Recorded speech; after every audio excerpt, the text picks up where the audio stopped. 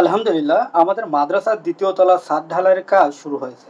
আপনাদের সার্বিক সহযোগিতা ও মহান আল্লাহ তাআলার অশেষ রহমতে ধীরে ধীরে দৃশ্যমান হচ্ছে মাদ্রাসার আসল সৌন্দর্য। বলে রাখি, ফুরকানিয়া ও হাফেজিয়া মাদ্রাসার অবস্থান কুষ্টিয়া জেলার মিরপুর উপজেলার আমলা ইউনিয়নের অঞ্জনগাছি বটতলা বাজারের সন্নিকটে। এই মাদ্রাসাটি প্রতিষ্ঠিত হয় 1980 সালে। বর্তমানে এই মাদ্রাসার অনেক ছাত্রই স্বনামধন্য আলেম ও দেশের গুরুত্বপূর্ণ জায়গায় কর্মরত আছে। সূর্যোদয়ের সাথে সাথে যেখানে ছোট ছোট বাচ্চাদের কোরআন তেলাওয়াত শেখানো হয়, যেটা প্রথমে সবাই মক্তব বলে যান, আলিফ বা তা সার ধ্বনিতে মুখরিত হয় প্রতিদিনের সকাল।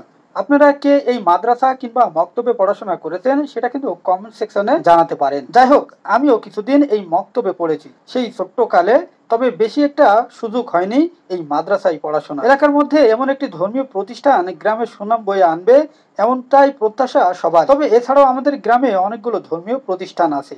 এই যেমন 5টি জামে মসজিদ, 2টি মাদ্রাসা, একটি মহিলা মাদ্রাসা ও 3টি ওয়াক্ত মসজিদ ছাড়াও অন্যান্য প্রতিষ্ঠানের কমতি নেই এই গ্রামে। যাই হোক, এই গ্রামে জন্মগ্রহণ করে আমার কাছে খুব ভালো। আগামীতে হাজির হব অন্য কোনো ভিডিও নিয়ে। সবাই ভালো থাকবেন, সুস্থ থাকবেন। আল্লাহ হাফেজ।